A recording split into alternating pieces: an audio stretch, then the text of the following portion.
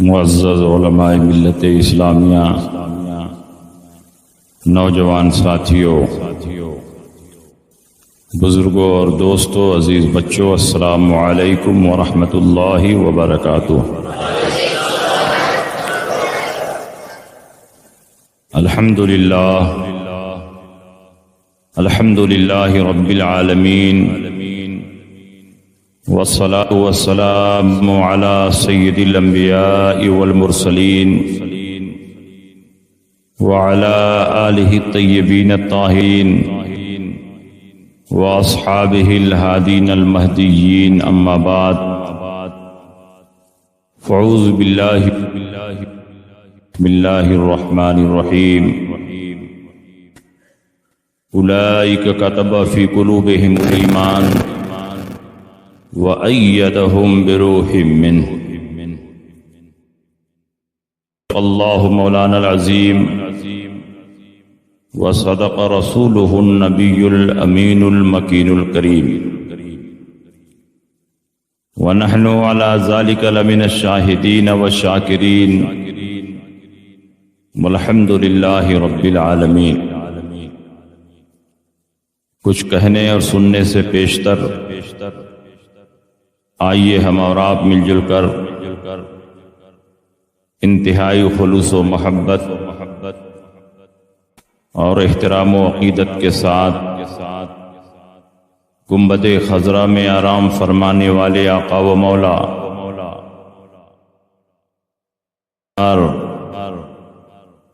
دونوں عالم کے مالک و مختار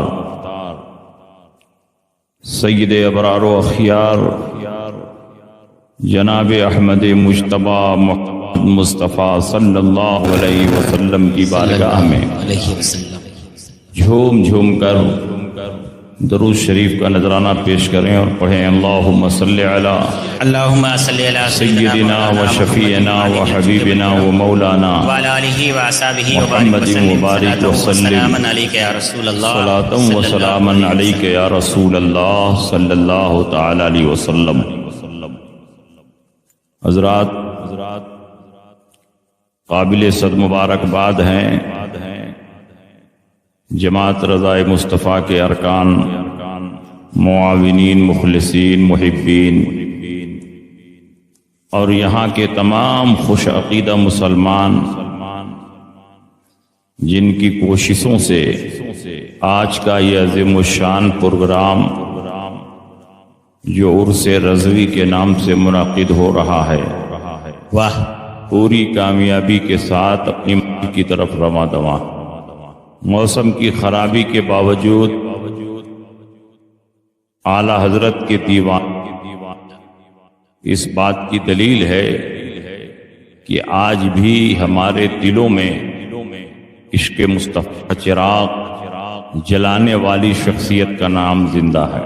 سبحان اللہ، سبحان اللہ، حق ہے۔ اعلیٰ حضرت امام محمد رضا کی بارگاہ میں خراج عقیدت پیش کرنے کے لیے ہم لوگ حاضر ہوئے ہیں، اور اس وقت صرف کرناٹک ہی کی سرزمین پر نہیں، پوری دنیا میں عرس رضوی کے نام سے پروگرام ہو رہا ہے، اور دنیا بھر کے مسلمان حضرت کی بارگاہ میں اپنی عقیدتوں کا خراج پیش کر رہے ہیں۔ دنیا میں بڑے بڑے مجددین آئے، علماء پیدا ہوئے، بڑے بڑے محققین آئے، لیکن دور اخیر میں اعلیٰ حضرت امام محمد رضا فاضل بریلوی رضی اللہ تعالیٰ عنہ کے ٹکر کا نہ کوئی مجدد پیدا ہوا، نہ کوئی محقق پیدا ہوا۔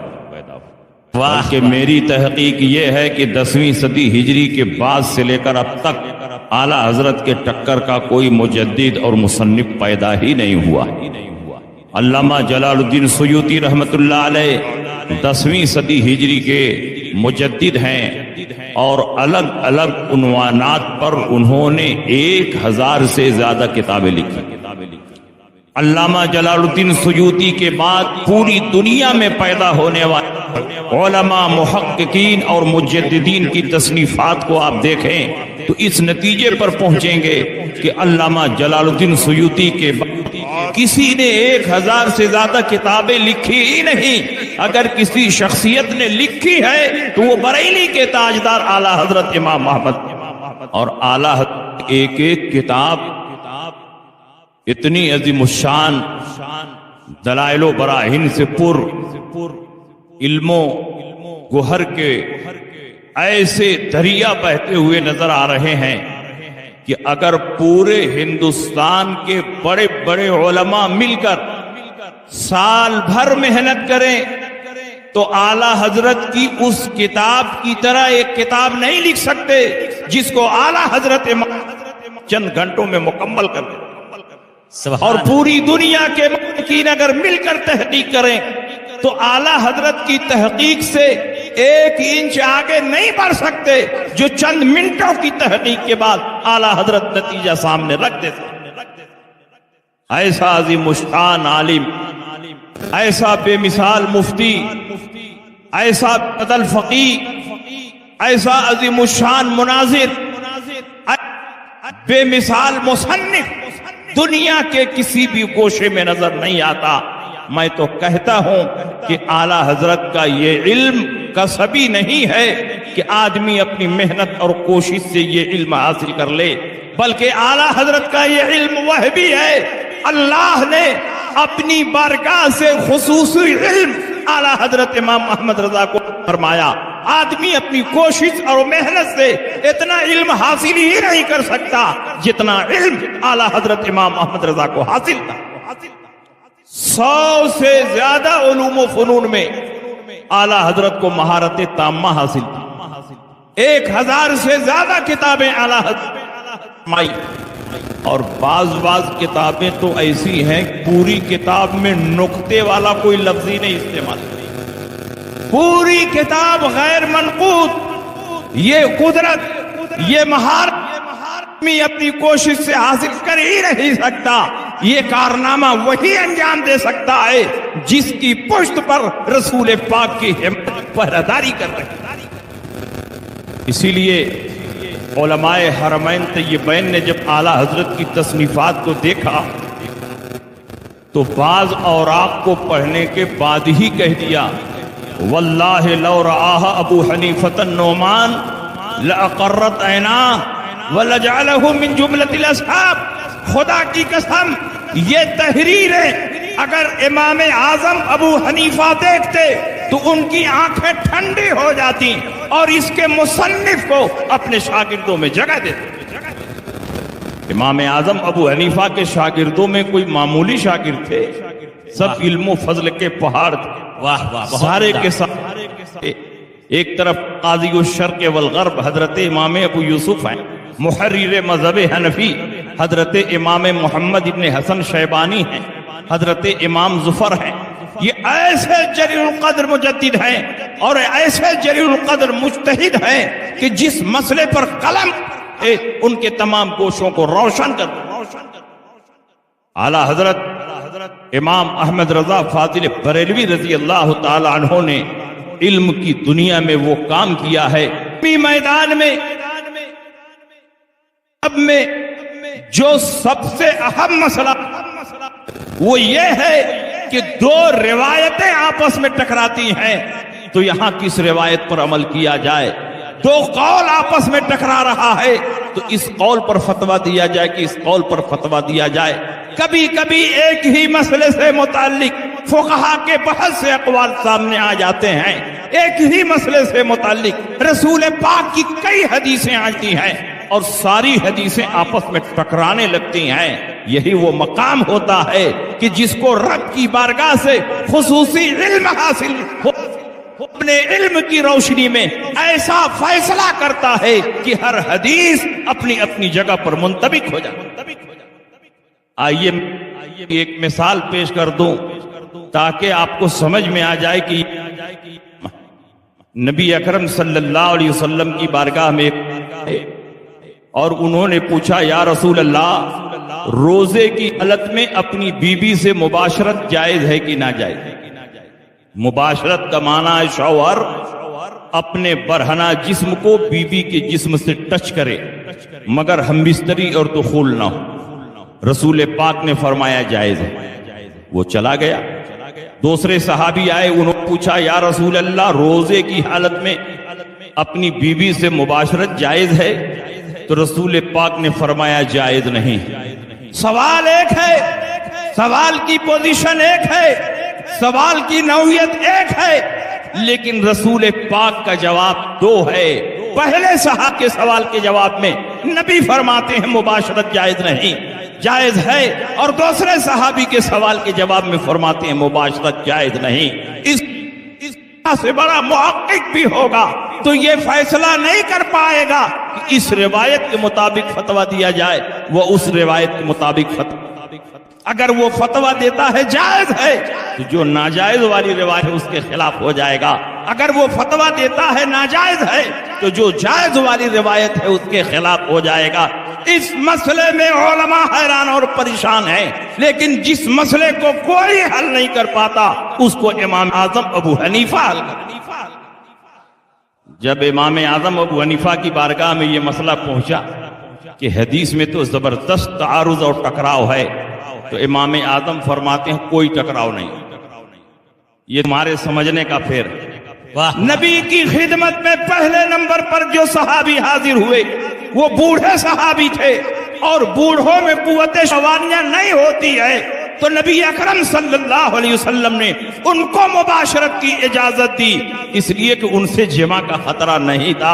اور دوسرے نمبر پر جو صحابی حاضر ہوئے وہ نوجوان صحابی تھے، نوجوانوں میں قوت شہوانیہ زیادہ ہوتی ہے، اگر ان کو مباشرت کی اجازت مل جائے گی تو بات جمع تک پہنچ جائے گی، روزہ بھی فاسد ہو جائے گا، قضا اور فارہ بھی لازم ہو جائے گا۔ تو رسول پاک نے اس نوجوان کو مصیبتوں سے بچانے کے لیے فرمایا تمہارے لیے جائز نہیں ہے۔ تو حدیث میں کوئی ٹکراؤ نہیں، پہلی حدیث بوڑھوں کے لیے ہے اور دوسری حدیث نوجوانوں کے لیے۔ واہ واہ واہ واہ، بہت عمدہ بہت عمدہ۔ یہ فیصلہ ہر آدمی نہیں کر سکتا، بہت خوب بہت خوب، لیکن واہ اس واہ۔ قسم کی سینکڑوں مثالیں ہیں کہ اعلیٰ حضرت امام احمد رضا کی بارگاہ میں فقہا کے اقوال پیش کیے گئے کہ یہ تو یہ فرما رہے ہیں، یہ فرما رہے ہیں، یہ فرما رہے ہیں۔ حضرت نے ایسی تشریح فرمائی کہ ہر قول اپنی اپنی جگہ پر فٹ ہو۔ اس کی ایک مثال سنیے، کئی مثالیں۔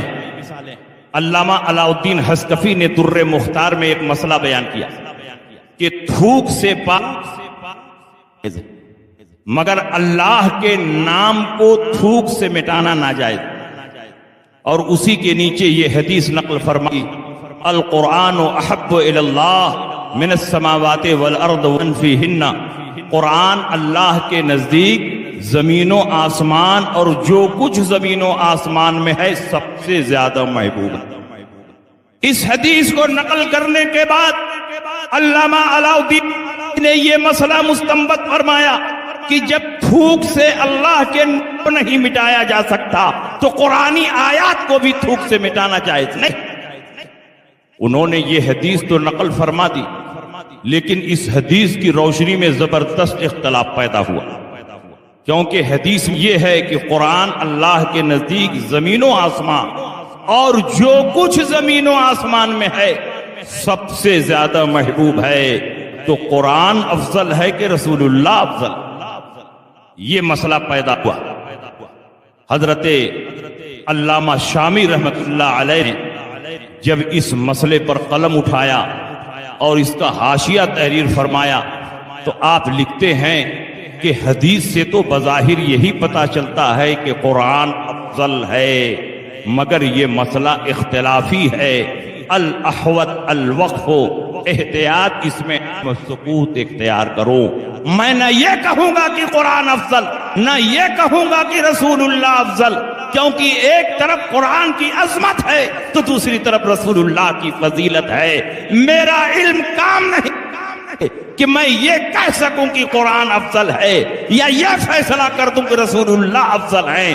اس مقام پر میں سکوت اختیار کرتا ہوں، خاموشی اختیار کرتا ہوں، لیکن قربان جائیے مجدد اعظم اعلیٰ حضرت امام احمد رضا پر کہ جب آپ نے جد الممتار میں الاحوط الوقفوں پر حاشیہ تحریر فرمایا تو آپ نے لکھا لا حاجت الی الوقف فإن المسألة واضحة الحكم عندي بفضل اللہ تعالی و تائیدہ.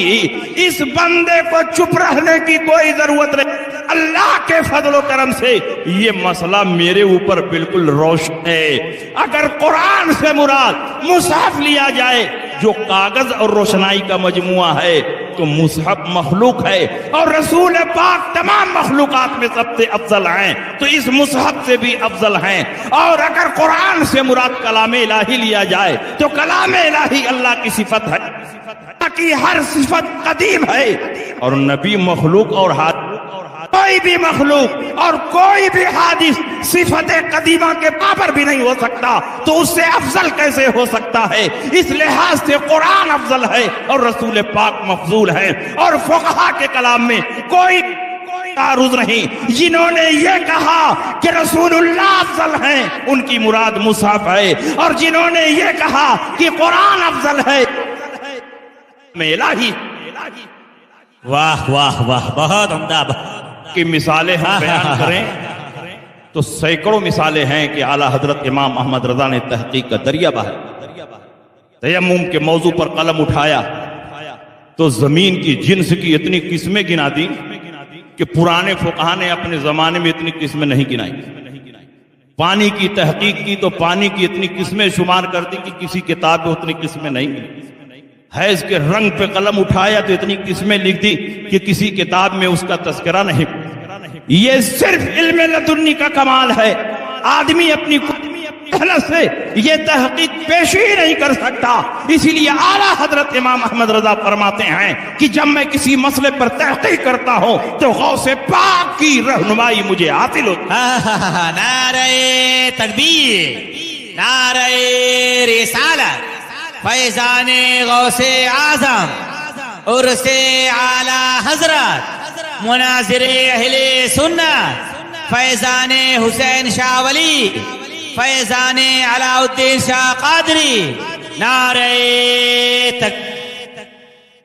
اور اعلیٰ حضرت امام احمد رضا فاضل بریلوی صرف اپنی زندگی میں فتوے ہی نہیں لکھے، کتابیں ہی نہیں لکھی، بلکہ آپ کے زمانے میں اور آپ کے زمانے جو باطل فرقے پیدا ہو چکے تھے، جو باطل عقائد و نظریات وجود میں آ چکے تھے، اور جو آپ کے زمانے میں فتنے پیدا ہوئے، پوری زندگی اعلیٰ حضرت امام احمد رضا ان تمام فتنوں کا تنہا مقابلہ کرتے رہے.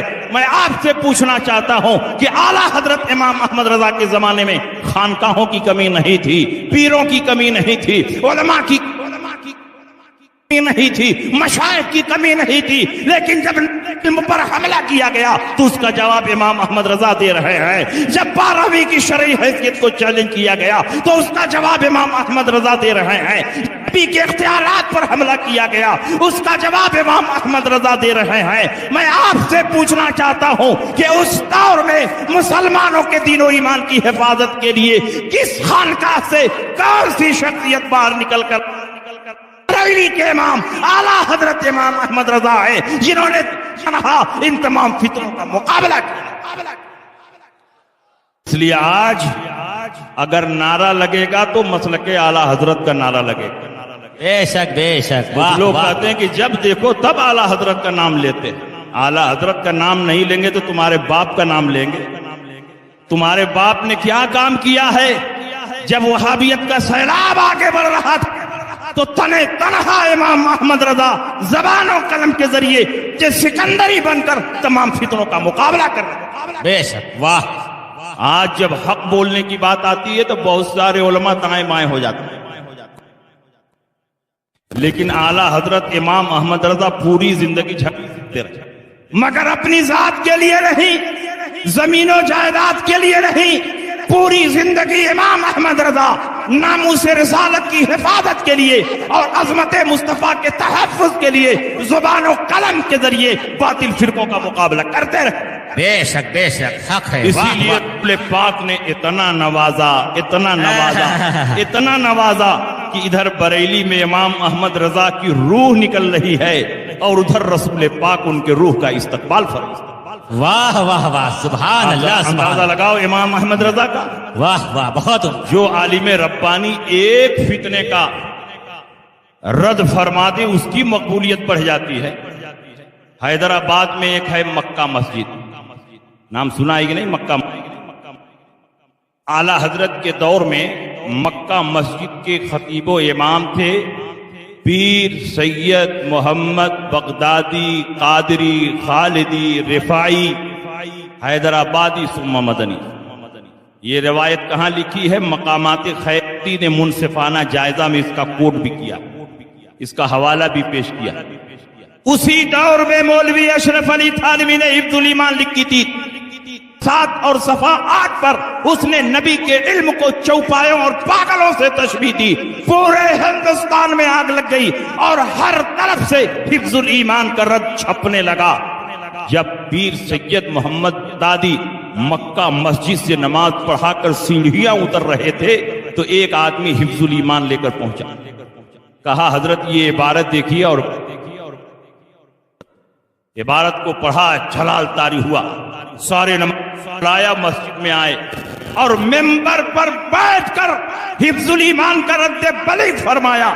یہاں تک کہ اشرف علی کر دیا. جب آپ نے اتنی زبردست تقریر فرمائی مسجد میں تو پورے حیدرآباد میں آگ لگ گئی. کچھ ہی دن کے بعد مولوی اشرف علی تھانوی بھی حیدرآباد آئے ہوئے اور اسی مسجد میں نظر آ گئے. پیر سید محمد بغدادی نے ان کو دیکھا تو پھر نمازیوں کو جمع اور ان کی موجودگی میں حفظ الایمان کا رد بلیغ قباحتوں کو بیان. پھر حیدرآباد ہوا. اس وقت مولوی قاسم نانوتوی کے بیٹے حافظ احمد دارالعلوم نظامیہ کے محتمم بنے ہوئے. مولانا انوار اللہ شاہ فاروقی نے اہتمام کی ذمہ داری حافظ احمد کو دی اور آج بھی حافظ احمد کی قبر وہی حیدرآباد میں. سمجھ رہے ہیں؟ احمد کے گھر پر علماء کی میٹنگ ہوئی کیونکہ ان کے تعلقات دونوں طرف.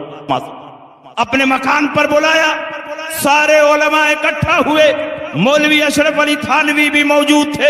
علماء سے کہا گیا کہ آپ لوگ اس کتاب کے بارے میں اپنی اپنی رائے ظاہر کریں. سارے علماء نے اپنی رائے ظاہر کی. پیر سید محمد بغدادی کھڑے ہوئے اور اشرف علی کو للکارتے ہوئے آپ نے اس کتاب کی قباحت کو بیان کیا اور فرمایا اس کتاب سے بوئے ایمان نہیں، بوئے کفر آ رہی.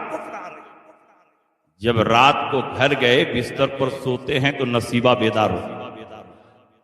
رسول پاک خواب میں تشریف لاتے ہیں. رسول پاک مسکرا رہے ہیں، تبسم فرما رہے ہیں. پیر سید محمد بغدادی نے پوچھا یا رسول اللہ بہت خوش نظر آ رہا. کہا تم نے وہ کام کیا، بہت خوش. کہا یا رسول اللہ میرا کون سا عمل آپ کو پسند آ گیا ہے؟ تو رسول پاک نے فرمایا کہ تو نے اس کتاب کی جو قباحت بیان کی اس سے میں بہت خوش ہوں. مانگو کیا مانگتے ہو دیا جائے گا.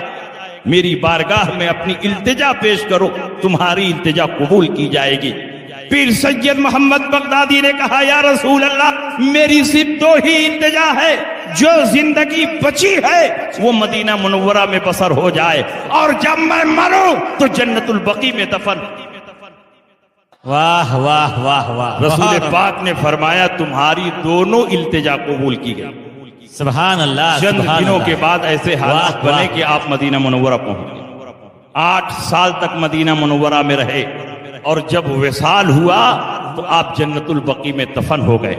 اب میں آپ کے ذہن کو محمد بغدادی نے صرف ایک کتاب کی کفری عبارت کو آشکارا کیا تو رسول پاک کی بارگاہ میں مقبولیت کا یہ انداز ہے. اور جس امام احمد زندگی وہابیوں کا مقابلہ کیا اس کا رسول پاک کی بارگاہ میں کیا مقام اور درجہ ہوگا ہم اور آپ اس کا تصور نہیں کر سکتے. حق ہے. واہ واہ واہ واہ. اعلیٰ حضرت امام احمد رضا نے بہت جب دوسری مرتبہ حج پر جانے کا فیصلہ کیا ایسے کوئی پلاننگ نہیں تھی. حجت الاسلام علامہ رضا جو آپ کے بڑے صاحبزادے ہیں وہ حج پر جا رہے تھے اور مولانا وسیع احمد محدث سورتی کے بیٹے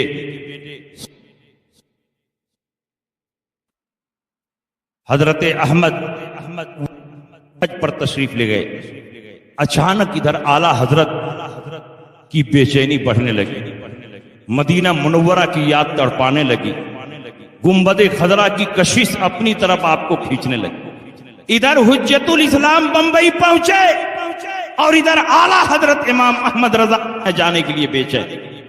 حج فرض تو والدین کے ساتھ بہت پہلے ادا کرتے اور نفلی حج کے لیے والدین سے اجازت لینا ضروری، اور آپ کی والدہ آپ کو اس قدر مانتی تھی کہ ایک لمحے کے لیے جدا ہونے سے بڑا مسئلہ تھا کہ ماں سے اجازت لوں تو کیسے۔ ادھر مدینہ کی کشش کھینچ رہی ہے اور ادھر ماں کی محبت پاؤں کی زنجیر بنی۔ آپ کی والدہ محترمہ چارپائی پر سوئی ہوئی ہیں، امام احمد رضا گئے اور ماں کے تلووں میں اپنی آنکھ رگڑنے لگے۔ ماں نے پوچھا بیٹے احمد رضا کیا ہے؟ کہا حضور میں آپ سے اجازت لینے آیا ہوں، میں گنبد خضرا کے دیدار کے لیے جانا چاہتا ہوں، روضہ اقدس کی زیارت کے لیے جانا چاہتا ہوں۔ ماں نے کہا جاؤ فی امان اللہ۔ اتنا کہہ کر کے اور ماں نے چادر اوڑھ لیا۔ امام احمد رضا نکلے، ٹرین پر بیٹھے، بمبئی کے لیے نکل پڑے۔ لیکن کچھ دیر کے بعد جب ماں کی بے چینی بڑی احمد رضا کے لیے تو بار بار گھر میں فرما رہی ہیں میں نے اپنی اجازت کینسل کر دی، میں نے اپنی اجازت کینسل کر دی۔ اعلیٰ حضرت لکھتے ہیں کہ ماں نے بے چینی کے عالم میں اجازت کینسل کر دی، لیکن اب کیا ہوتا میں تو نکل چکا تھا۔ اعلیٰ حضرت امام احمد رضا بمبئی پہنچے اور جس جہاز میں حجت الاسلام کو جانا تھا ایک دن پہلے سارے حاجیوں کو بفارہ دینا تھا۔ آج انجیکشن لگتا ہے کہ انفیکشن نہ ہونے پائے، اس دور میں بفارہ دیا جاتا تھا اور کھولتے ہوئے پانی میں دوا ڈال کر کے اس میں سونگھنے کے لیے، سانس لینے کے لیے کہا جاتا تھا۔ بفارہ دینے والا ڈاکٹر اچانک بیمار پڑا، وہ جہاز وہیں کھڑا ہے 2 دن تک جہاز کھڑا رہا۔ اتنے میں امام احمد رضا پہنچ گئے، ڈاکٹر بھی صحیح ہو گیا۔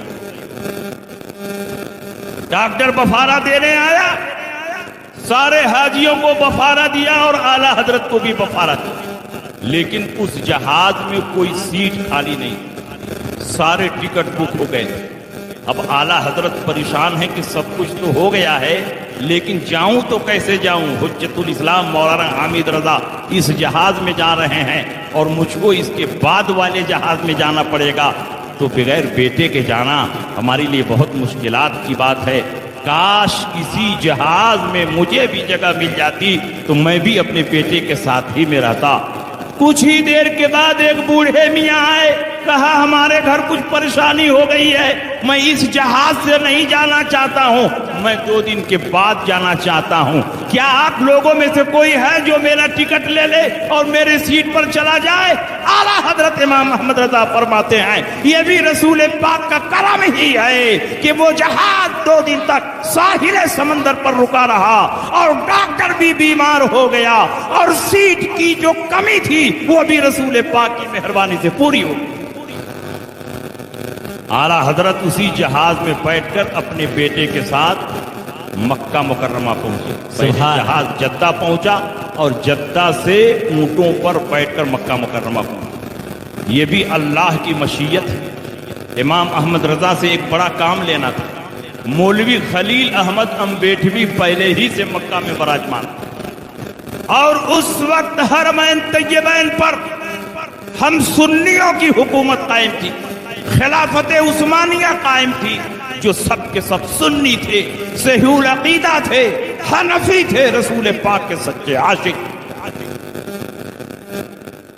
شریف مکہ کے دربار میں مولوی خلیل احمد اینڈ کمپنی کی طرف سے 6 سوالات پیش اور کہا گیا آپ لوگوں کا عقیدہ ہے کہ نبی غیب جانتے ہیں، اگر آپ لوگوں کا یہ عقیدہ صحیح ہے تو قرآن و حدیث کی روشنی میں میرے سوالوں کا جواب دیں۔ شریف مکہ نے مکہ مکرمہ کے سب سے بڑے عالم مولانا صالح کمال کو بلایا، جن کا لقب رئیس العلماء تھا، اور کہا یہ وہابیہ کی طرف سے سوالات آئے، 2 دن میں اس کا دندہ شکن جواب لکھ کر میرے دربار میں پیش کیا جائے، اور جواب اتنا پرفیکٹ ہونا چاہیے کہ کہیں سے بھی انگلی رکھنے کی، اعتراض کی کوئی گنجائش نہ۔ مولانا صالح کمال وہ پرچہ لے کر اپنے گھر آئے اور ادھر اعلیٰ حضرت کو خبر مل گئی کہ وہابیوں نے نبی کے علم پاک پر کوشچن مارک قائم کیا ہے، سوالیہ نشان لگایا، نبی کے علم کو چیلنج کیا ہے۔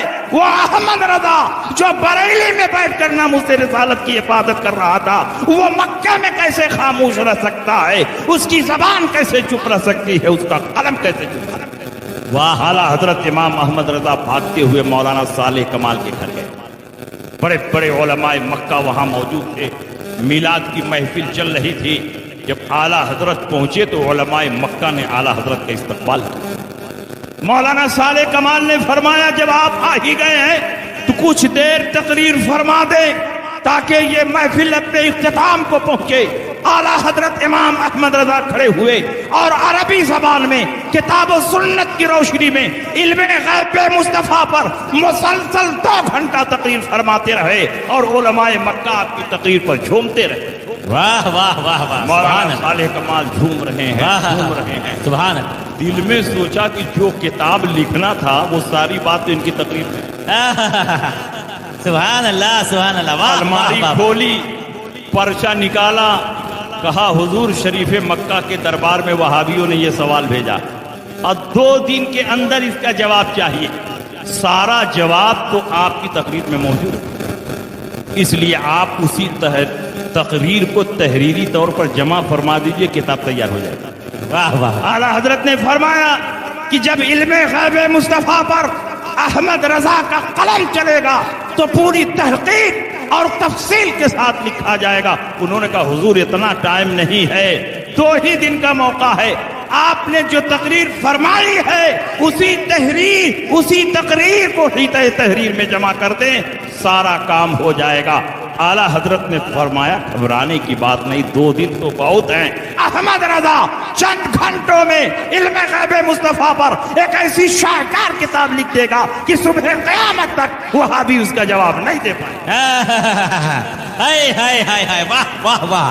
اعلیٰ حضرت وہ پرچہ لے کر اپنے گھر گئے۔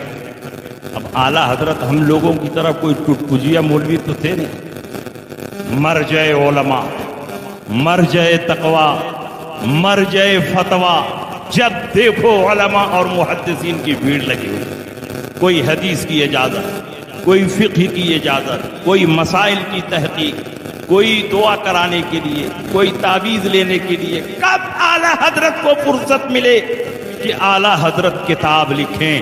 اسی میں اعلیٰ حضرت کو شدید بخار بھی آیا، اتنا شدید بخار کہ اگر ہمیں اور آپ کو ایسا بخار آ جائے تو ہم صرف چارپائی پر پڑے رہیں، لیکن ناموس رسالت کا محافظ چارپائی پر نہیں ہے بلکہ اپنے ہاتھوں میں قلم لے کر علم غیب مصطفیٰ پر کتاب لکھنے کے لیے بیٹھ چکا۔ 2 آدمی مسودہ کو مبیضہ بنانے کے لیے لگے ہوئے، حجت الاسلام مولانا حامد رضا اور سلطان الواعظین مولانا عبدالاحد صاحب جو مولانا وسیع احمد محدث سورتی کے بیٹے، 2 آدمی مسودہ کو مبیضہ بنا رہے ہیں۔ ابھی 5 صفحہ صاف نہیں کر پاتے کہ اعلیٰ حضرت 10 صفحہ لکھ کر دے دیتے۔ ابھی وہ 10 صفحہ دونوں مل کر صاف نہیں کر پاتے کہ اعلیٰ حضرت 20 صفحہ دے دیتے۔ دونوں مل کر جتنا صاف نہیں کر پاتے اس سے زیادہ ڈبل اعلیٰ حضرت لکھ کر دے دیتے۔ نہ آپ کے سامنے قرآن ہے، نہ آپ کے سامنے حدیث ہے، نہ آپ کے سامنے تفسیر ہے، نہ آپ کے سامنے کوئی کتاب ہے۔ یہ دماغ ہے یا کمپیوٹر ہے؟ کمپیوٹر بھی اتنا تیز نہیں لکھ سکتا جتنا تیز اعلیٰ حضرت امام احمد رضا کا قلم لکھ رہا ہے۔ اس دماغ میں 1 2 نہیں کئی لاکھ کتابیں پوری عبارت کے ساتھ محفوظ ہیں۔ یہ دماغ نہیں، مکتبہ شاملہ کا باپ ہے۔ ساری کتابیں اعلیٰ حضرت امام محمد رضا کے دماغ میں محفوظ ہیں۔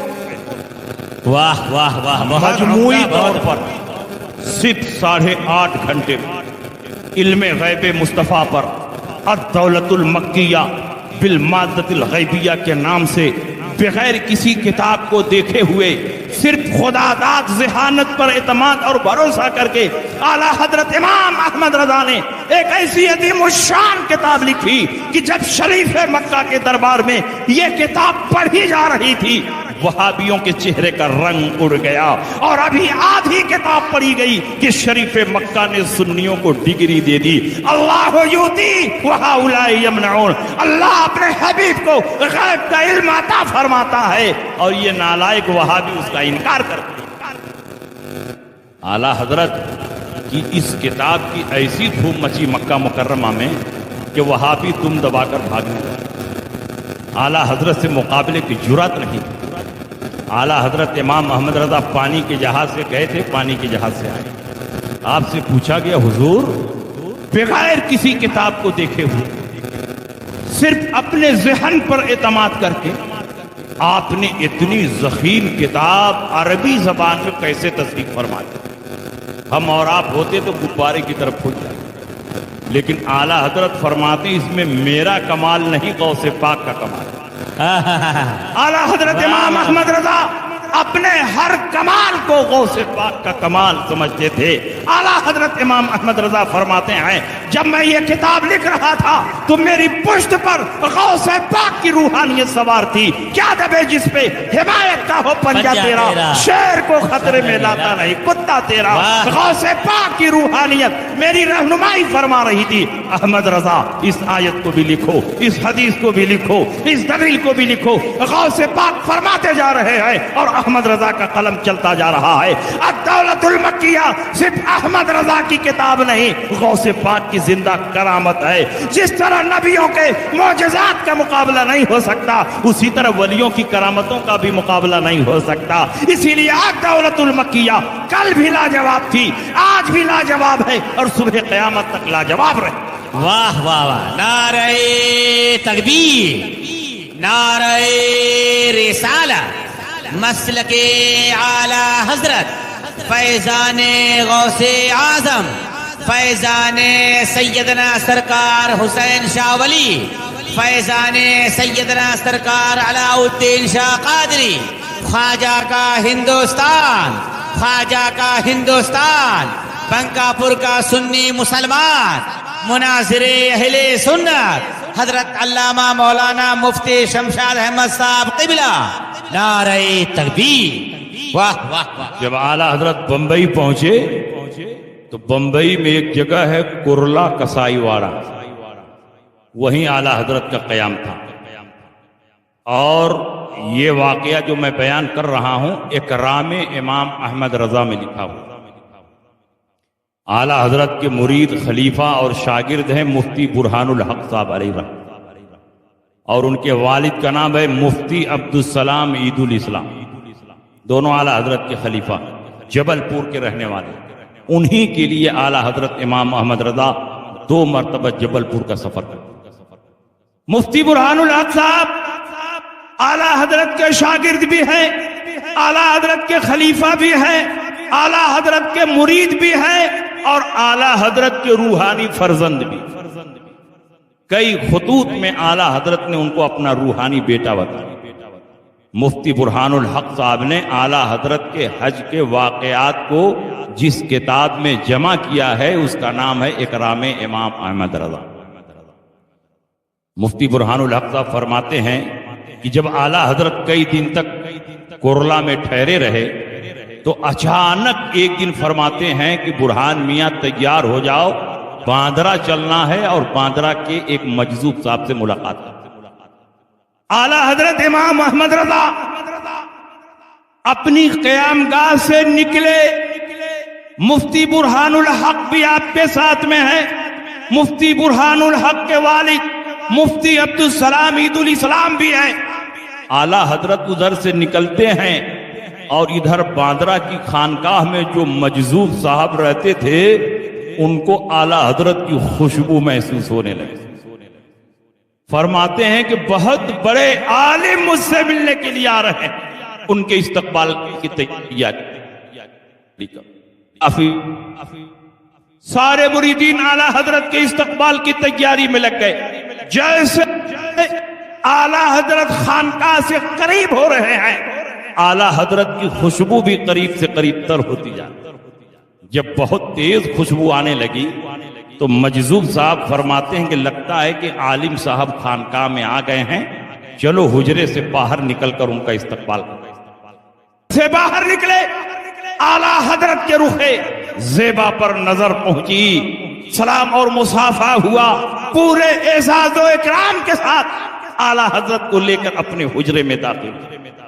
اعلیٰ حضرت بیٹھے ہیں، مجذوب صاحب بیٹھے ہیں، مفتی عبدالسلام بیٹھے ہیں، مفتی برہان الحق بیٹھے ہیں، بڑے بڑے علماء ہیں، معتقدین مریدین ہیں، یہ سب بیٹھے ہیں۔ اور مجذوب صاحب کی عادت تھی کہ آپ کی خانقاہ میں 3 چیزیں ہمیشہ دستیاب رہتی تھی، چائے، کافی۔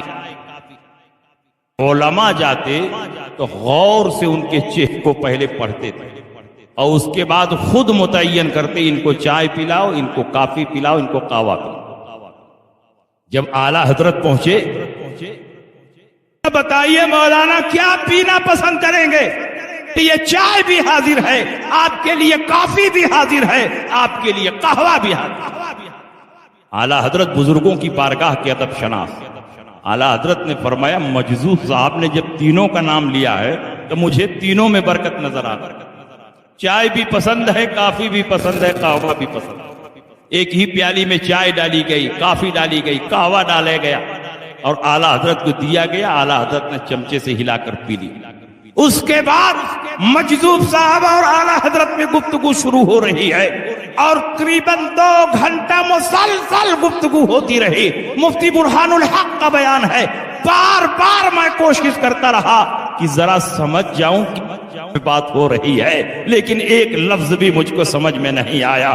یہ گفتگو عربی میں نہیں ہو رہی تھی، عربی میں جانتا ہوں، فارسی میں نہیں ہو رہی تھی، فارسی میں جانتا ہوں، ہندی میں نہیں ہو رہی تھی، ہندی میں جانتا ہوں، اردو میں نہیں ہو رہی تھی، اردو میں سمجھتا ہوں، اللہ جانے دونوں ولی کی زبان میں بات کرتا۔ جب گفتگو کمپلیٹ ہو گئی، اجازت لے کر جانے لگے۔ تو سنت کیا ہے کہ مہمان کو دروازے تک چھوڑا۔ مجذوب صاحب نے اعلیٰ حضرت کو دروازے تک چھوڑا، اعلیٰ حضرت جا رہے ہیں آگے آگے اور پیچھے پیچھے مفتی برہان الحق صاحب، ان کے والد مفتی عبدالسلام بھی چل رہے ہیں۔ تو مفتی عبدالسلام نے اپنے بیٹے کو اشارہ کیا، جلدی سے جاؤ، تم بھی مجذوب صاحب سے کچھ دعا لو۔ اعلیٰ حضرت کے پیچھے پیچھے چل رہے تھے اور والد صاحب کے اشارہ ہوا کہ حجرہ خالی ہے، جلدی جاؤ، تم بھی کچھ حاصل کر لو۔ مفتی برہان الحق صاحب پھٹ کر حجرے میں آئے، کہا حضور ہمیں بھی کچھ عطا فرما دے۔ کہا کیا چاہیے؟ کہا کچھ نصیحت فرما دے۔ کہا مجھ سے نصیحت لینے آئے ہو؟ ہاں ہاں حضور آپ ہی سے نصیحت لینے آیا ہوں، اعلیٰ حضرت جن سے ملنے کے لیے آئے ہیں وہ کوئی معمولی بزرگ نہیں ہو سکتے، آپ مجھے وصیت فرما دیں، نصیحت فرما دیں۔ کہا اگر مجھ سے نصیحت لینا چاہتے ہو تو میری پہلی اور آخری نصیحت یہی ہے کہ ابھی جن کے پیچھے پیچھے چل رہے تھے انہی کے قدم بقدم چلتے رہو، جنت تک ہوگے۔ ان کا راستہ جنت میں لے جانے والا راستہ ہے، مسلک اعلیٰ حضرت کوئی نیا مسلک نہیں، جنت میں لے جانے والے راستے کا نام اعلیٰ حضرت۔ رسالت مسلک اعلیٰ حضرت، مسلک اعلیٰ حضرت، نعرہ تکبیر، نعرہ رسالت، سبحان اللہ سبحان اللہ۔ بڑے بڑے ولیوں نے اعلیٰ حضرت امام احمد رضا کے مسلک کو تسلیم کیا۔ آج چند تپوری چھاپ مولویوں کے انکار کرنے سے مسلک اعلیٰ حضرت پر کوئی آنچ نہیں آنے والی ہے، مسلک اعلیٰ حضرت کی عظمت ختم نہ ہو جائے گی۔ تم تسلیم کرو کہ نہ کرو، بڑے بڑے اولیاء کرام نے اعلیٰ حضرت کی عظمت کو بھی مانا ہے اور مسلک اعلیٰ حضرت کی حقانیت کو تسلیم بھی کیا۔ بلکہ حرمین شریفین کے کئی علماء نے اعلیٰ حضرت کی محبت کو سنیت کی پہچان قرار۔ علامہ سید علوی مالکی فرماتے ہیں نحن نعرفہ بتصنیفاتہ و تالیفاتہ حبہ علامت السنیہ و بغضہ علامت البدعہ۔ ہم امام احمد رضا کو ان کی تصنیفات و تالیفات کے ذریعے پہچانتے ہیں، ان سے محبت کرنا سنی ہونے کی دلیل ہے اور ان سے عداوت و دشمنی کرنا یہ بدعتی اور گمراہ ہونے کی۔ اور علامہ مغربی فرماتے ہیں جب ہمارے پاس ہندوستان سے حاجی آتے ہیں اور ہم کو یہ جانچنا ہوتا ہے کہ یہ سنی ہے کہ وہابی ہے، تو ہمارے پاس ایک ہی تھرمامیٹر ہے، اعلیٰ حضرت امام محمد رضا۔ اذا جاء رجل من الهند فسألناه عن الامام احمد رضا، جب ہمارے پاس ہندوستان سے کوئی حاجی آتا ہے اور ہمیں جانچنا ہوتا ہے کہ یہ سنی ہے کہ نہیں، تو ہم اس کے سامنے اعلیٰ حضرت کا نام لیتے ہیں، اعلیٰ حضرت کا تذکرہ کرتے ہیں اور چہرے کو غور سے دیکھتے ہیں۔ اگر چہرے پر خوشی ظاہر ہوتی ہے فعلمنا انہ من اہل سنت والجماعہ، ہم سمجھ جاتے ہیں کہ یہ اہل سنت و جماعت سے ہے، اور اگر چہرہ بگڑ جاتا ہے فعلمنا انہ من اہل البدع والضلالہ، ہم فوراً سمجھ جاتے ہیں کہ یہ بدعتی اور گمراہ ہے۔ ھذا ھو المعیار عندنا، یہی ہمارے نزدیک سنیوں کو پہچاننے کا معیار ہے۔ تو کسی کے ماننے نہ ماننے سے فرق نہیں پڑنے والا۔ اس وقت اعلیٰ حضرت کی آندھی چل رہی، جو اعلیٰ حضرت کے مسلک سے ٹکرانے کی کوشش کرے گا خسو خاشاک کی طرف بہ جائے گا، پتہ ہی نہیں چلے۔ بڑی بڑی خانقاہیں مٹ گئی، بڑے بڑے خطبہ گمنام ہو گئے، بڑے بڑے پیرانے طریقت آج کٹورا لے کر گلیوں میں بھیک مانگتے ہوئے نظر آ رہے ہیں۔ ایک دور وہ تھا کہ ان کی خانقاہوں میں لائن لگی رہتی تھی اور ملنے والوں کو ملنے نہیں دیا جاتا تھا۔ بڑے خطیبوں کو ہم نے دیکھا کہ ان کے دروازے پر پروگرام لینے والوں کو بھیڑ لگی رہتی تھی، تاریخ نہیں ملتی تھی، لیکن ان کی مت ماری گئی تھی، اعلیٰ حضرت سے ٹکرا گئے، وہ خانقاہیں مٹ گئیں، وہ خطبہ مٹ گئے، وہ ادبا مٹ گئے جنہوں نے اعلیٰ حضرت کے خلاف لکھنے کی کوشش کی۔ اس لیے اگر تم عزت و آبرو چاہتے ہو تو اعلیٰ حضرت امام احمد رضا کی غلامی میں آ جاؤ۔ جب وہ خانقاہیں مٹ گئیں تو آج کی خانقاہوں کی کیا ہے؟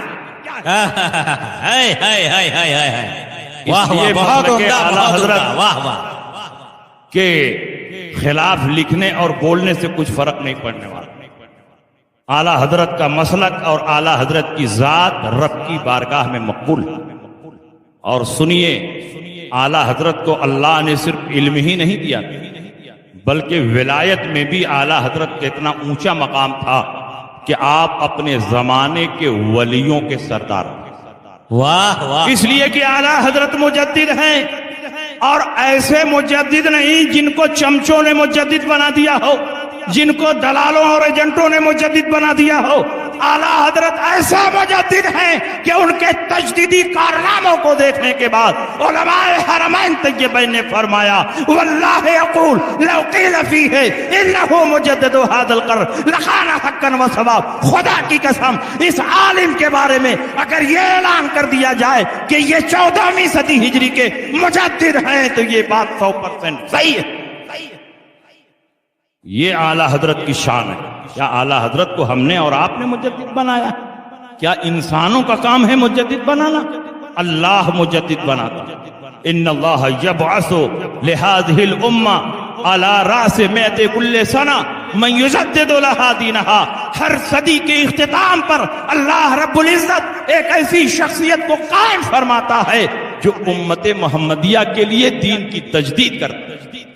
مجدد کوئی نیا دین نہیں پیش کرتا، مجدد کوئی نیا مسلک نہیں پیش کرتا ہے، نئی فکر نہیں پیش کرتا ہے، بلکہ پرانے دین کے چہرے پر جو گرد و غبار جم جاتا ہے بدعات و منکرات کی صورت میں، اس کو دلائل و براہین کی تلوار سے صاف کرتا ہے۔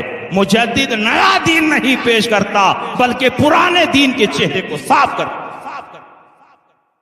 اور اعلیٰ حضرت کا مقام تو اتنا بلند ہے کہ آپ کی زبان سے جو بات نکلتی تھی رب کی بارگاہ میں قبول ہو جاتی۔ حیات اعلیٰ حضرت میں لکھا ہوا، بریلی شریف کے رہنے والے علامہ غلام حسین بریلوی، یہ مولانا محمد حسین بریلوی کے بیٹے۔ علامہ غلام حسین بریلوی وہی ہیں جن کا طلسمی پریس چلتا تھا، اعلیٰ حضرت کی کتابیں چلتی تھی۔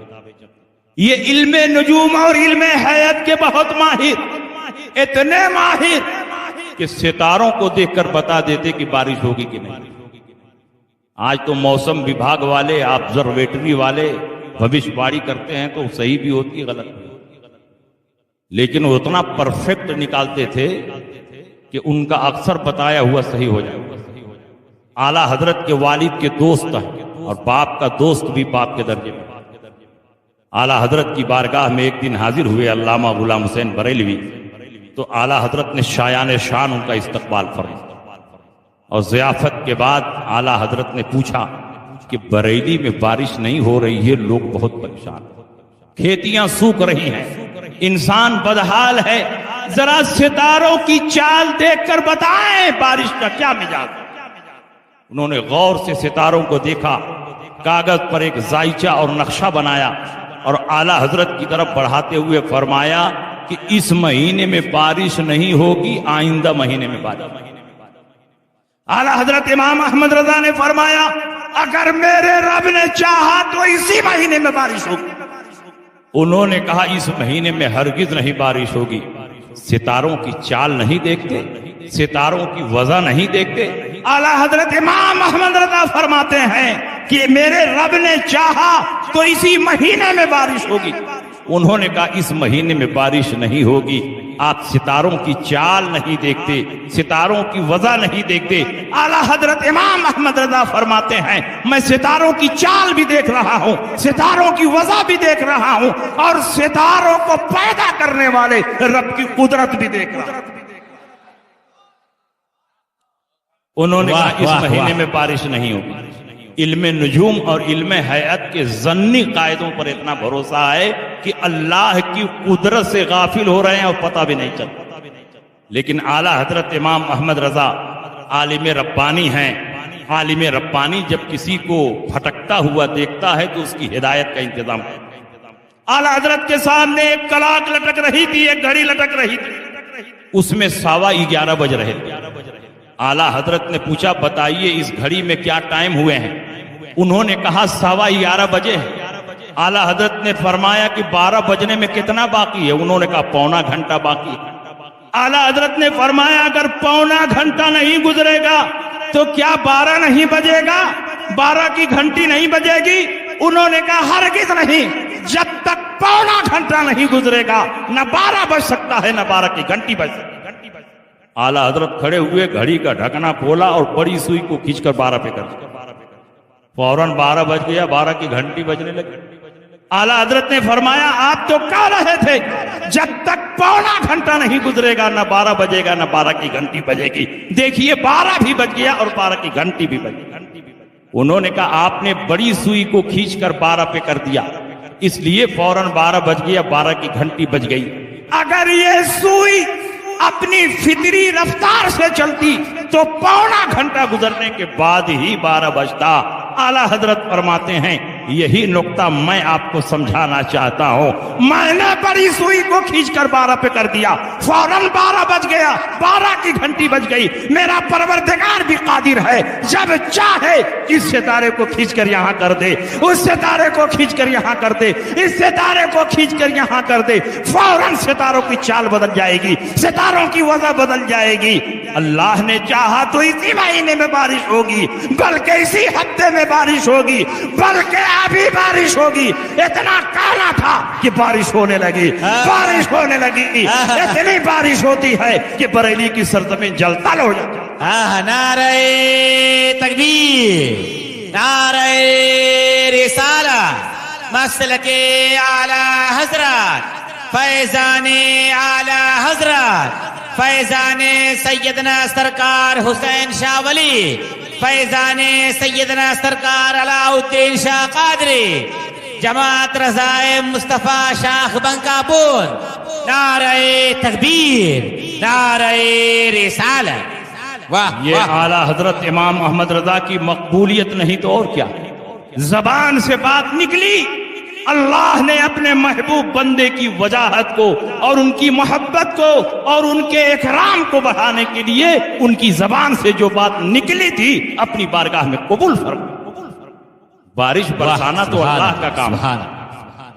اعلیٰ حضرت امام احمد رضا نے غوث پاک کی محبت میں اپنے آپ کو فنا کر دیا.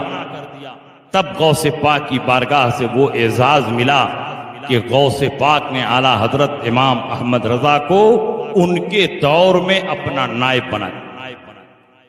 اعلیٰ حضرت امام احمد رضا اپنے دور کے صرف مجدد نہیں ہیں، اپنے دور کے سب سے بڑے محقق نہیں ہیں، بلکہ اپنے دور میں غوث پاک کے نائب کی طرف سے نہیں کہتا، بلکہ یہ بھی حیات اعلی حضرت میں لکھا ہوا ہے۔ جماعت اہل سنت کے بہت بڑے عالم پیر طریقت شیخ المشائخ پیر سید جماعت علی شاہ محدث علی پوری رحمت اللہ علیہ بیان فرماتے ہیں کہ میں نے خواب دیکھا، خواب میں سرکار غوث پاک تشریف لائے تو میں نے پوچھا کہ حضور آپ ہر دور میں کسی نہ کسی کو اپنا نائب بناتے ہیں، آج ہندوستان میں آپ کا نائب کون ہے؟ تو سرکار غوث پاک نے فرمایا کہ اس وقت ہندوستان میں میرا نائب مولانا احمد رضا خان بریلوی ہے۔ اور جب اعلیٰ حضرت کی روحانیت اور ولایت میں اور کمال پیدا ہوا، محبوبیت کا گراف اور اونچا ہوا، تو پیر طریقت شیخ المشائخ پیر شیر محمد شرق پوری رحمت اللہ علیہ نے خواب دیکھا اور سرکار غوث پاک خواب میں تشریف لائے تو علامہ شرق پوری نے پوچھا حضور اس وقت پوری دنیا میں آپ کا نائب کون ہے؟ تو سرکار غوث پاک نے فرمایا اس وقت پوری دنیا میں میرا نائب مولانا احمد رضا خان بریلوی۔ جب انہوں نے اعلیٰ حضرت کا نام سنا تو اعلیٰ حضرت کی ایسی محبت ان کے دل میں پیدا ہوئی کہ وہ شرق پور سے چل کر بریلی آئے۔ آج شرق پور اور علی پور پاکستان میں پڑا، وہاں سے چل کر بریلی آئے، محلہ سوداگران پہنچے، اعلیٰ حضرت امام احمد رضا کے بیٹھک میں پہنچے۔ جو تاج الشریعہ کا مکان ہے وہ اعلیٰ حضرت کا مکان ہے۔ وہیں پر اعلیٰ حضرت اپنی بیٹھک میں بیٹھے ہوئے ہیں، علامہ شرق پوری اندر داخل ہوئے، اعلیٰ حضرت کو سلام کیا، اعلیٰ حضرت کے ہاتھ کو بوسہ دیا تو پلٹ کر اعلیٰ حضرت نے ان کے ہاتھ کو علامہ شرق پوری نے کہا حضور آپ نے میرا ہاتھ کیوں چوم لیا؟ میں نے تو اپنا نام بتایا نہیں، میں نے اپنا تعارف کرایا نہیں، میں نے تو اس لیے آپ کا ہاتھ چوما کہ آپ اس وقت ہندوستان کے سب سے بڑے مفتی اور عالم ہیں، آپ نے میرا ہاتھ کیوں چوم لیا؟ تو اعلیٰ حضرت امام احمد رضا کی نگاہ ولایت دیکھو، آپ فرماتے ہیں جو خواب میں غوث پاک کو